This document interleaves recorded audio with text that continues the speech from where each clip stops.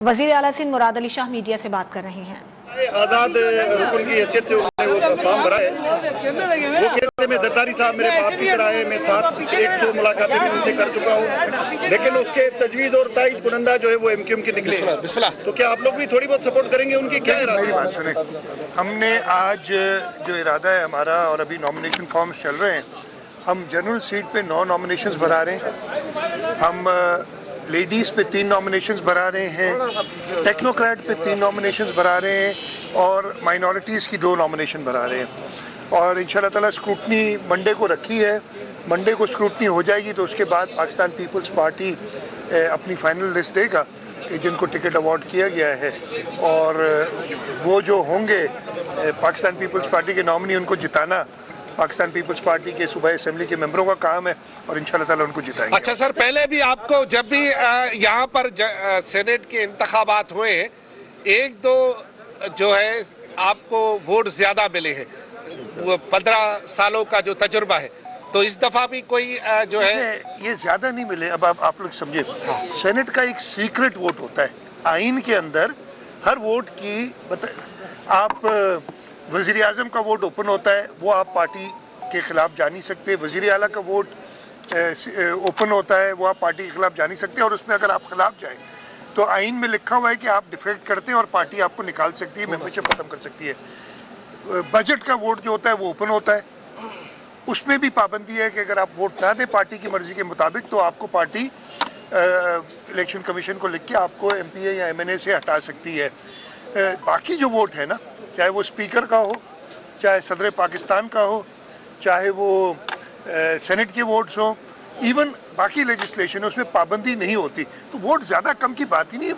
उम्मीदवार को जो सामने देखते हैं, वोटर की मर्जी होती है जिसको वो वोट दे। अच्छा, तो ये मुझे आज तक मन तक समझ नहीं आई जो कहते हैं कि ज्यादा मिल गए, कम मिल गए, ये उम्मीदवार लेते हैं। अच्छा, सीएम साहब आपके एहतजाज के बाद वजीर आजम ने इरसा चेयरमैन वाला जो मामला था उसको तो हटा दिया, लेकिन ऑर्डिनेंस यूं का तू वहीं पड़ा। वो अभी वो देखो नेशनल असेंबली का काम है, मेरा उसमें वास्ता नहीं है। अब देखें वो क्या होता है। 12 में से 12 आप अगर पूछेंगे, मेरी तो यही ख्वाहिश होगी ना, मेरी यही ख्वाहिश होगी कि 12 में से 12 मिले, लेकिन जरूर बाकी पार्टीज भी अपनी कोशिश करेंगी। जहां तक मुझे पता है मुत्तहिदा कौमी मूवमेंट ने कुछ नॉमिनेशन जमा कराए इस वक्त तक, अभी 1:15 हुआ है लेडीज में और टेक्नोक्रेट में और माइनॉरिटीज में, सिवाय पीपल्स पार्टी की किसी और जमात ने जमा नहीं कराया। इसका ये मतलब नहीं कि कोई और जमा नहीं करा सकता, वो करा सकता है। हम अपनी कोशिश करेंगे कि हम मैक्सिमम जो भी सीट्स ले सके वो लें। अच्छा, ऐसा इतना अच्छा मजेदार आपने 12 का मुझे इंसा दे दिया, दर्जन पूरे करेंगे। सबसे अच्छे और ज्यादा लॉयर्स पाकिस्तान पीपल्स पार्टी में, पीटीआई की तरफ से तो सारे लॉयर्स आगे लाए जा रहे हैं, आपकी तरफ से सिर्फ एक वकील तो सेनेट का कागजात जमा करवाए, ऐसा क्यों? आप लोग मौका क्यों नहीं दे रहे? नहीं, लॉयर हमारे बहुत सारे एमपीएस भी हैं, हमारा इस वक्त लॉ मिनिस्टर और होम मिनिस्टर भी एक वकील है, तो मौका बहुत दे रहे। उनके पास तो शायद सियासतदानों की कमी हो गई है वो जो भी है छोड़ के चला जाते, पर जो भी मसला है इसलिए करें, लेकिन वो पार्टी की मर्जी है, उसमें कोई मुकाबला थोड़ी कि लॉयर या इंजीनियर है या डॉक्टर है जो आगे आ रहे हैं। ये फरमा दिए कि अरसा का तो फैसला वापस हो गया, लेकिन एनएफसी अवार्ड में जाहिर है आपको पुरानी कटौतियों पे ही पैसे मिले, तो वो जो अगर पैसे मिलते हैं जिसका मुतालबा करते हैं तो वो एक्सेप्टेबल है हमें? मुझे समझ नहीं आई पुरानी कटौतियों पे, पुरानी कटौतियों को मुझे समझ नहीं आई। के अवार्ड के मुताबिक ही मिलेगा सर? देखिए, अभी तक तो जब तक नया अवार्ड नहीं आता तो 2010 का अवार्ड चल रहा है। हमारी यही डिमांड रही है फेडरल गवर्नमेंट से कि नया अवार्ड लाया जाए, और नए अवार्ड में हमने बड़ा क्लियरली कहा है कि जो 2010 का एनएफसी का अवार्ड आया था वो 18वीं आईनी तरमीम से पहले आया था। उसके बाद सूबों को और ज़्यादा रिस्पॉन्सिबिलिटीज़ दे दी गई हैं, तो उस हिसाब से अवार्ड को चेंज होना चाहिए। वफाक का अपना एक पॉइंट ऑफ व्यू है कि उनके पास वो वसाइल मौजूद नहीं है कि कर सके, तो ये जरूर एक नेगोशिएशन होती है जो एनएफसी का फोरम होता है। इरसा के हवाले से हो गया सवाल ना, अच्छा हो गया कोई और सेनेट के वहाँ कहते कि वो जरदारी साहब के बेटे हैं, तो क्या पीपल्स पार्टी उन्हें वोट देगी? मेरी बात सुने, जरदारी वो, हाँ मुझे नहीं पता, वाडा साहब कह रहे हैं, मुझे मैं इसमें क्या कह सकता हूँ? अच्छा सर, ये बताएं कि आईएमएफ क्या जवाब दे सकता हूँ? एक सर ये सुनने में आया है कि आईएमएफ ये शर्त लगा रहा है कि एनएफसी अवार्ड जो सूबों के दरमियान है उस पर कटौती की जाए, ये खबरें आ रही है। तो अगर IMF के दबाव में वफाकी सरकार ऐसा करती है, नहीं कर सकती ना। अब नहीं देखिए कर मेरी सकती। बात सुने, मेरी जी। बात सुने, ये कल मैंने देखा सुना जी, था जी।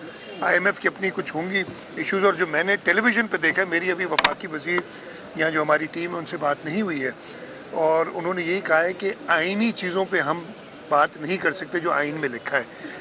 NFC अवार्ड आइन में अब लिखा है कि सूबों का हिस्सा कम नहीं हो सकता, बढ़ सकता है। तो वो उन्होंने जरूर उसको बात बताई होगी। उनकी जो, मुझे नहीं पता कि ये कंडीशन है भी कि नहीं है, मैं तो नहीं हूँ मीटिंग्स के दौरान।